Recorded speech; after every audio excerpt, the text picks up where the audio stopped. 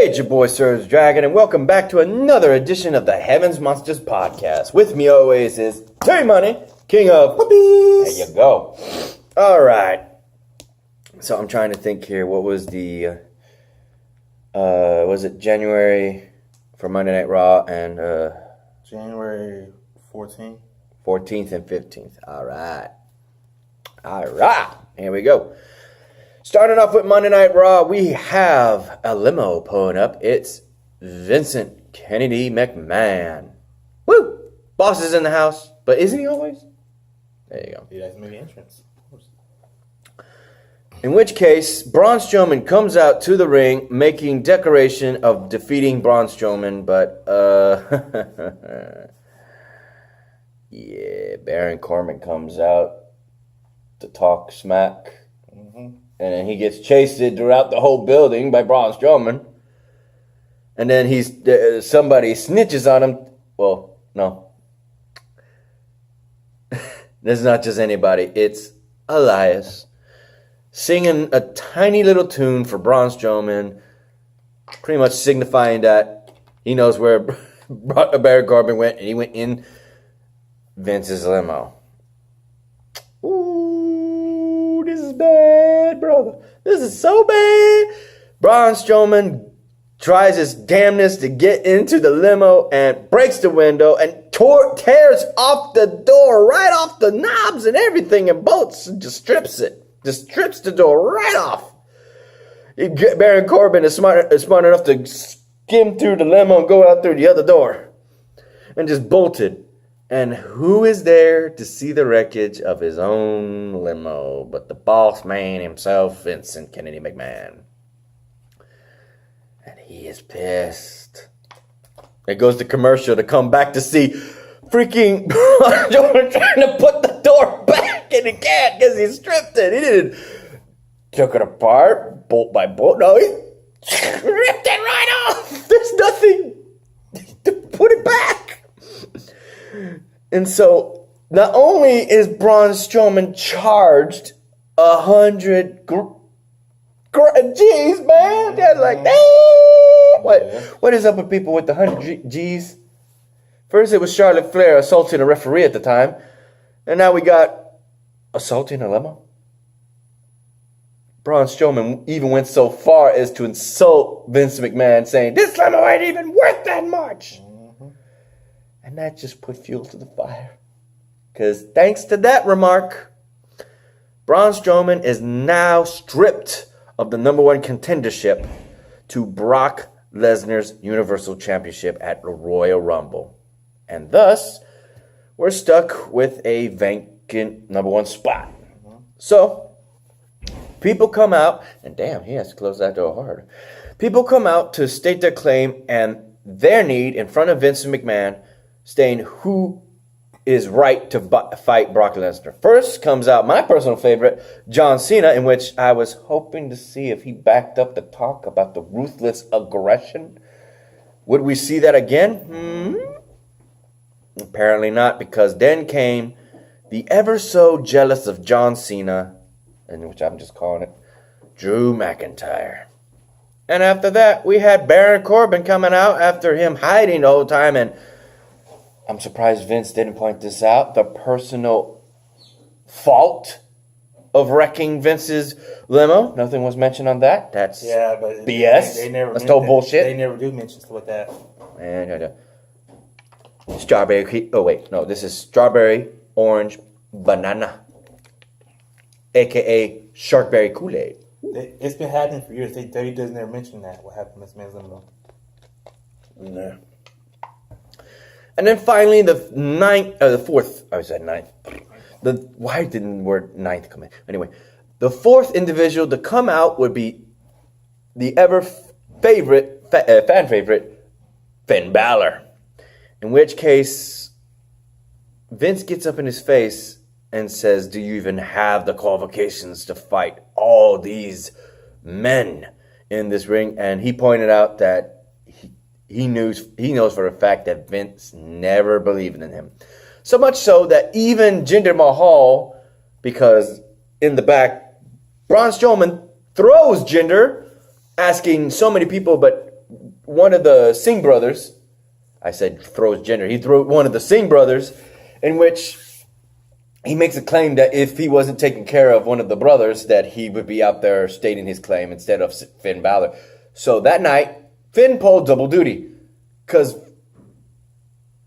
Jinder Mahal kissed up to Vince McMahon's ass, bro. You know he did. He sweetened the words, saying this and that. I even forgot what the hell he used to call himself. The Prince. The Maharaja. There you go. Modern day Maharaja. Yep. He was once, he says. That time passed. Especially when he puts him in the ring with Finn Balor for that spot later that night. In which case Finn Balor proved Jinder and Finn's wrong. One of my favorites from Raw, Finn Balor. Oh, he's your favorite? One of your favorites? Yeah. Uh-huh. Mine's is my first one is Seth Rollins. Second one, Bobby Roode. Third one, Finn Balor. Right. In any which case, I guess we'll skip it to the main event because that's what involved. The Fatal 4-Way, one fall, one pinfall, one count out, whatever you call it. One's fall.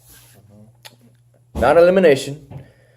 It would be all over the place where we see people like Drew McIntyre fighting Sia, Drew McIntyre kicking Baron Corbin and Finn Balor, John Cena double Aing everybody, doing this, that, power bombs, not power bombs, spine busters and all that, clotheslines, drop kicks, suicide dives, you name it.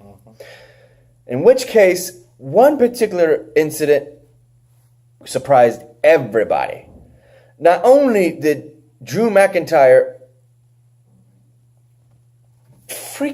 goddamn, how many Claymores is freaking John Cena going to get from Drew McIntyre that one night? How many?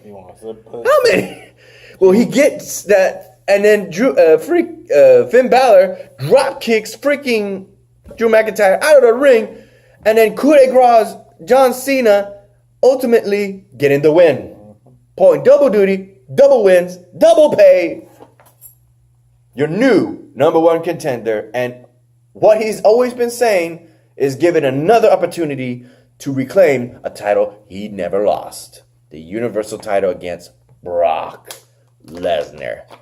I'm going to give it to Finn Balor. He's a lot of skill, a lot of agile, a lot of heart, a lot of determination.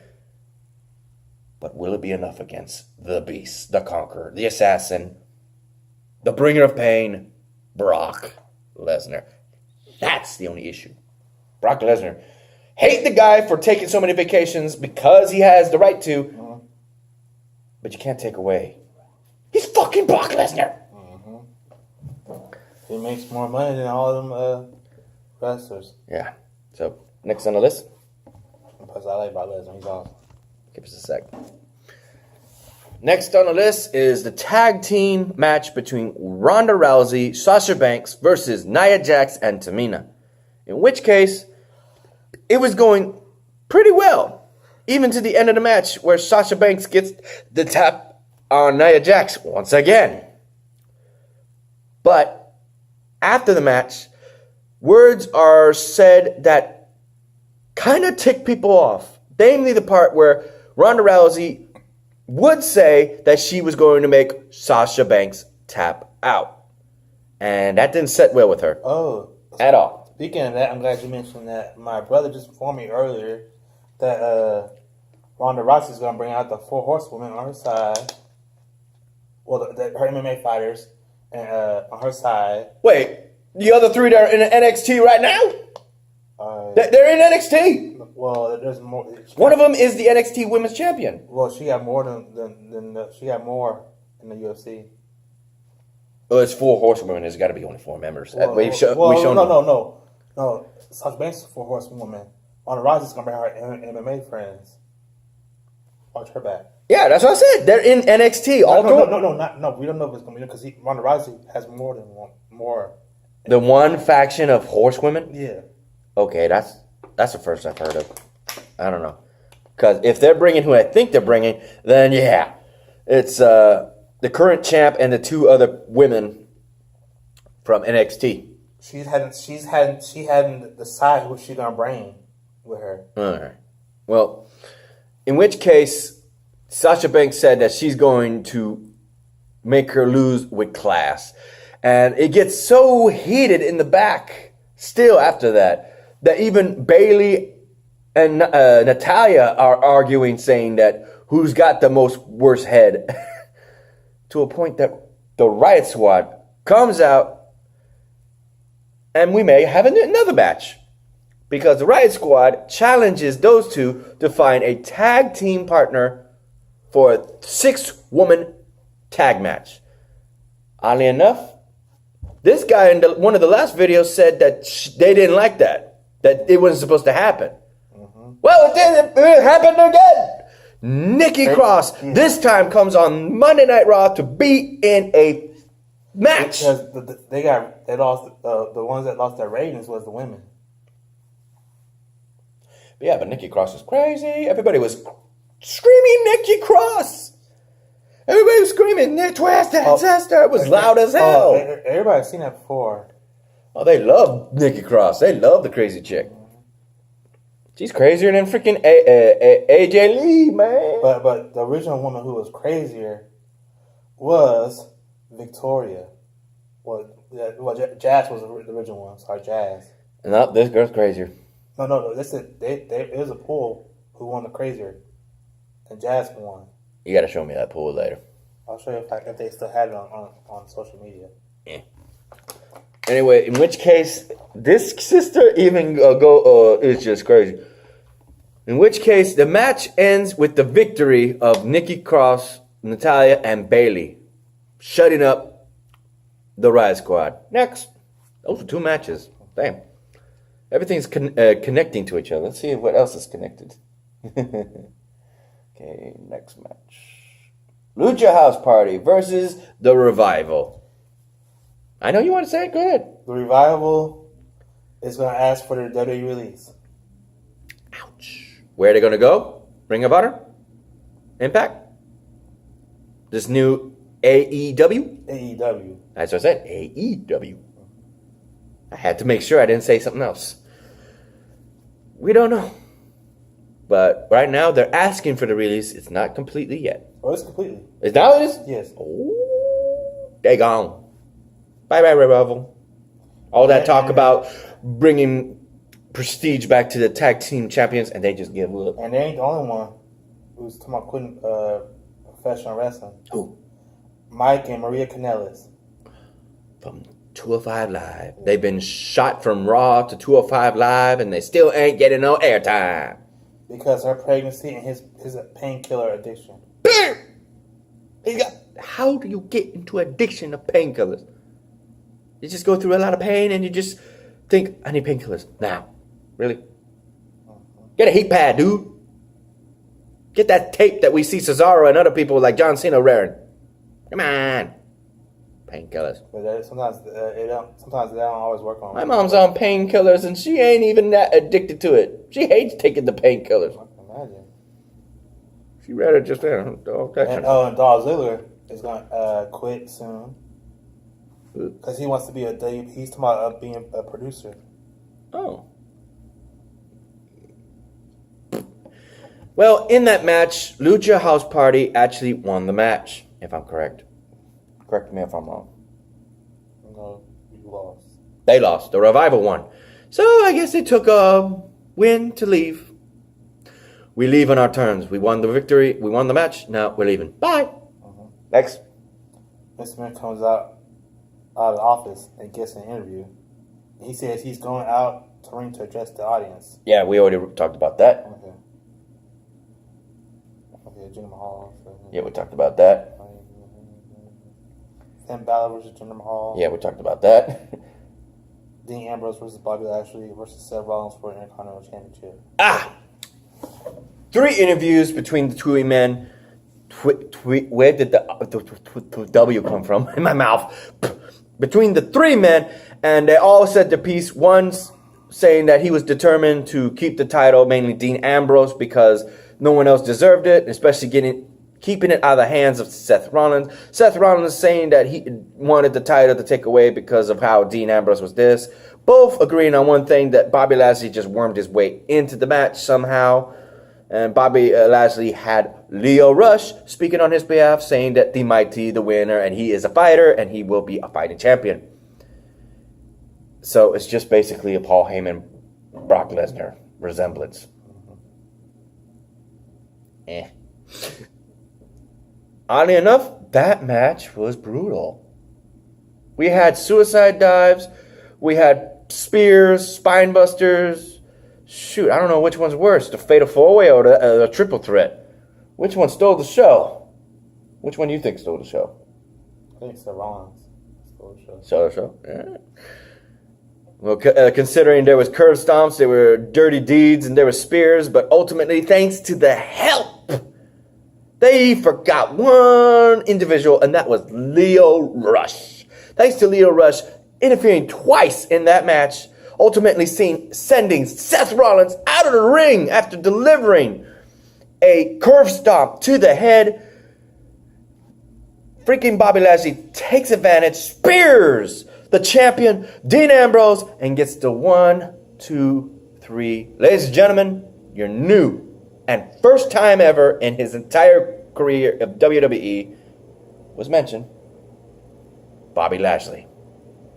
So, Dean Ambrose didn't have to worry about Seth Rollins, and Seth Rollins didn't have to worry about Dean Ambrose getting the title, because the odd man out came out on top. Thanks to the help of Chatterbox. Man of the hour. Did you see the t-shirt they were wearing? The almighty t-shirt. Yeah. That's Bobby Lashley's t-shirt now. Yeah, I saw He's got merch. Hardly see any of it. He never had one in his time in WWE. That's the first time he ever had merch. Really? Yes. Goddamn. Well, maybe now he's got to push. Oh, one other thing. This takes food off of Renee Young's table. Bro, they don't count. They never count the middleweight championship belts as a push. See, this man's been saying they've been putting the cruiserweight title as the top, but now you just said it was a middleweight. No, you just said. I said the Intercontinental. I said gotcha. Got it. You got yourself. I said Intercontinental belt. They never count that as a push. You were saying they made that the top belt, but they haven't. They haven't. More. No, because look, you're not in the Attitude Era anymore. That's why I said that. Yeah. They don't count that anymore. They only count it if you're in the Attitude Era. Okay, well, what's next? Finn Balor versus John Cena. Okay, continue, because I think that was the ending of the match. And keep going. Yep, that pretty much covers everything on Monday Night Raw. Well, they consider that belt as a top, but they don't say the Universal belt as a top anymore. Shit. Brock Lesnar just proving that wrong. Well, that's what Vince McMahon and Troy said. They don't consider the Universal belt as a top belt. Yeah, they don't consider it, but they have to show it is. They are. Well, it's not. It's their World Heavyweight Championship, unless they really change things up. But they said the only belt they ever care about is the biggest belt of all is the Championship belt. Yeah, and that's on SmackDown. Yeah, that's still part of Raw, even though it's not on Raw. We keep having this conversation, don't we? That's what Vince McMahon first said. It's not me that's saying it. It's them saying it. Well, you're repeating it. I gotta go with the boss. We'll be right back with SmackDown results. Here we go. Hey everybody, we're back, and thankfully it mentions Becky Lynch entering, and it just jogged my memory. We forgot the moment of bliss. And we forgot the one where my friend, where we all love what she did. What happened? Ladies and gentlemen, thanks to Vince McMahon on Christmas mentioning the fact that we will have new WWE Women's Tag Team titles. It's official. It will be between both brands of Raw and SmackDown. And dude, you are one lucky son of a gun. But let me first get to that. Thanks to Alexa Bliss on her I guess you would call segment? Talk show? But how long was that Let's just talk about the show. I'm talking about the tag. How long would that last? Because how long would that last? Nay, sir. No, because they did. Remember, Tina did the same thing, and that didn't last long. So they're speculating how long would that last. It looks good though. Those titles look badass. How long would that? Those Introducing the women's title on freaking Alexa Bliss's Moment of Bliss show. In which case, her guest that night was Paul Heyman, but she introduced the titles. And not just introducing them and how they look so badass. I love it. Can you get a picture of them? Can you get a picture of the women's titles in WWE? Want to mention this? Ladies and gentlemen, she announced the actual due date of when those titles will be held on the line. And I gotta say, it's too perfect. I know we have nothing to do with this, but you gotta love it. We're Histonians. We're in Houston, Texas, H-Town, and that's where they're going to held those titles on the line. In the Elimination Chamber in Houston, Texas, in the Toyota Center. Oh. Booyah! Oh, just so you know, I have some bad news for y'all. What? The viewership of that, they got low ratings. I'm sorry. That's what happened. Fuck you and your rating. Fuck you. Get them titles on. Get them titles. With Paul Heyman talking about Brock Lesnar and how I got it. Don't worry about at the time, there you go. Let's get it. Can you put it sideways? There you go. Look at them bad girls. Hell yeah, that looks cool. I love that. It's gold and platinum looking white belts. But did you not know what happened when they revealed the tag titles? Some of the fans walked out of the audience because of that. Haters. Sexist. That's what it is. They're sexist. They don't want no shine on the women. Of course, man. You think they only care about what the TU14 shit, bro. What do you think? Well, fuck them. These women want to fight. They don't want to show off their bikinis. Well, one does, but we'll get to her in a bit. Anyway, ladies and gentlemen, there was something that was amiss. I even edited. I gotta show you guys. Yeah, I know you've seen it already, but I gotta show you what I did. That was funny. Ladies and gentlemen, courtesy of NXT superstars, making a note that they're coming and going and not deciding yet where they're gonna be. We have what was his name? That big powerhouse. God damn. Shit. 1 second, I'll be right back. There you go, I got all the names. I was able to remember them by myself somehow. It was a miracle. I actually tried using his phone to confirm the names and the faces, and yes. We have not seen any appearances of Lars Sullivan. That's the biggest person we got to look out for, but he has not shown up in any of the shows yet. We have seen Lacey Evans, Nikki Cross, Heavy Machinery, and EC3 on the other hand. So, with the Heavy Machinery of, what's his name? Okadonovich? I think that's how you say it. He showed up on the Moment of Bliss and he's like, Paul's like, can I help you? Boo, shakaloo! Like, what the fuck? What southern country is that? Ooh, yeah! Talking like Macho Man Randy Savage, he looked at freaking Bliss and he says, I'm coming! I couldn't help it. My head went straight to the gutter. With a U, not an O. She's like, oh dear God, tell me he didn't just do that in his pants. Because then his partner comes up trying to hold him back and he's looking at Bliss saying, pretty lady! Pretty lady!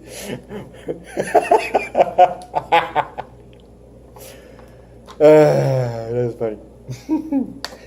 Reason why I'm saying I hate this dude is because he, thankfully, thanks to his brother, he is going to see Houston, Texas Elimination Chamber at Toyota Center that night. Yeah. I'm telling you, make sure you get those photos and even get the freaking camera out when the women's wrestling matches start and start like. I might try to get a closer look at Alexa Bliss's butt. So Try. I probably will. I don't even know if she's going to be in the match. If she is, I'm saying if she is. Yeah. I thought you'd be in Mandy Rose. Both. I'm doing both. No, I'm doing both. You said Alexa Bliss. You didn't say Shoot, nothing no, about but see, Mandy I know, Rose. You didn't say nothing about Mandy Rose. I guess you giving that to your brother. Huh? Look at that face. What? I guess you giving Mandy Rose to your brother. No, he's married. My brother's married. I'm taking the both. Fool. I'm taking both. Greedy motherfucker, ain't you? Hey, I'm like Ted DiBiase. This man thirsty. This man is thirsty.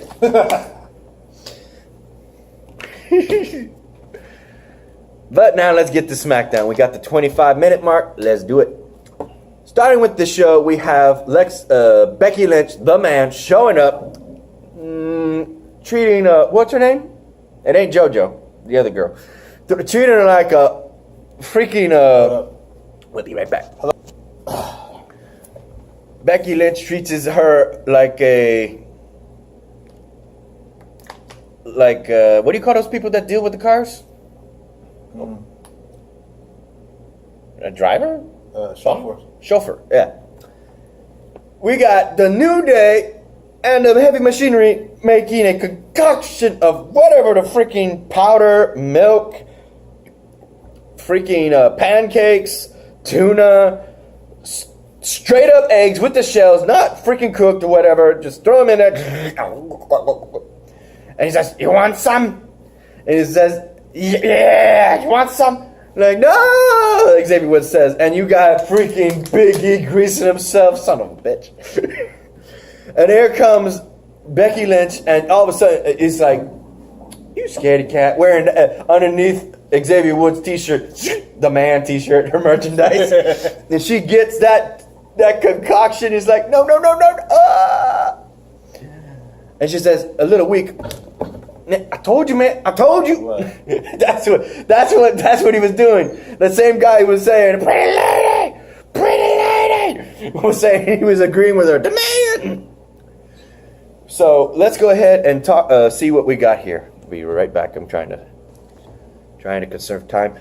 Anyway, we have a confrontation with Becky Lynch and Asuka, saying that who's gonna win, who's gonna fight. But here comes freaking Iconics talking about that they're going to be not only the tag team women's champions, but as well as one of them is going to be the SmackDown women's champion, and it's going to be Iconic. Well, Asuka challenges Peyton Royce, or is it Becky Lynch? Becky Lynch challenges Peyton Royce to a match and makes her tap out. Then, of course, Asuka gets in there to battle the other member of Iconics, Billie Kay, and chokes her out. I'm speeding this up. I'm sorry. That's all right.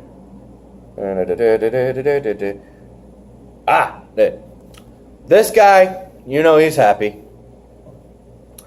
Earlier that night, the Usos get a letter, namely Jimmy gets a letter, thinking it's from his wife, talking about all sweet things, talking about to the room, and it's none other than Mandy Rose.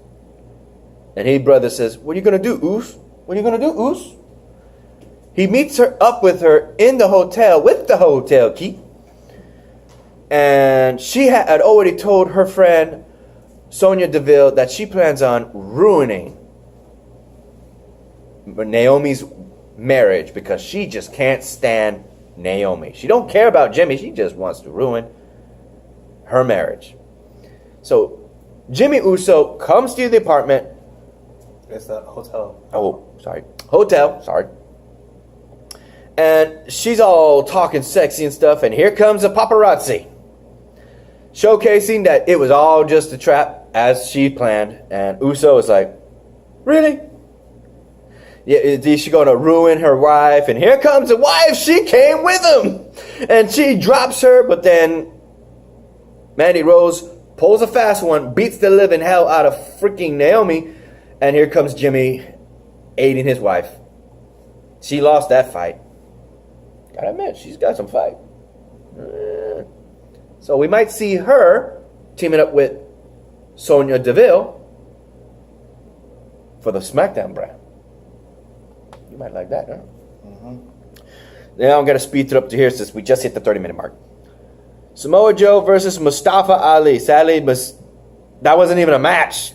Not even a starting bell. Samoa Joe just wrecked Mustafa Ali. Mustafa Ali should know he wasn't going He was out of his weight class. No, yeah, plus he would never stand a chance against Samoa Joe. Andrea Almas versus Rey Mysterio. Oh, speaking of Andre, I'm glad you mentioned his name. Hurry up. WWE has decided to change the name to Andre. Yeah. That's what the name they're going to use. Fuck you. Anyway, Nikki Cross was in the back saying, "I play with you, Ray. I play with you, Ray." And he's like, "What the hell?" Ultimately, it would be, if I remember correctly, Rey Mysterio was the winner. Yay! Got the win after last week. We got the Jimmy Uso. Miz welcomes everyone to the best birthday party.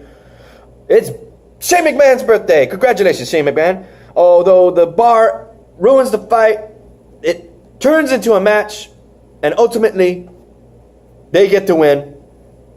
We get to see coast to coast, and Shane McMahon is back is hurting. Oh, and Shane McMahon's got some new Jordans. Oh, Miz knew his homework. He also did a video for him. The Miz versus Sheamus. That's what the match was. And that would end the show. So, with that said, ladies and gentlemen, I hope you enjoyed this video. If we missed anything, I'm sorry. We have to cut this short. So, with that said, ladies and gentlemen, I hope you liked it. Give it a thumbs up if you did. Give it a thumbs down if you didn't. Hit that subscribe button if you like the content. Hit that notification bell for the next video. Shout out to our boys, Xavier Hill and Mike Henry. Their link to their YouTubes will be in the description down below. And I hope you had a good day. Peace out.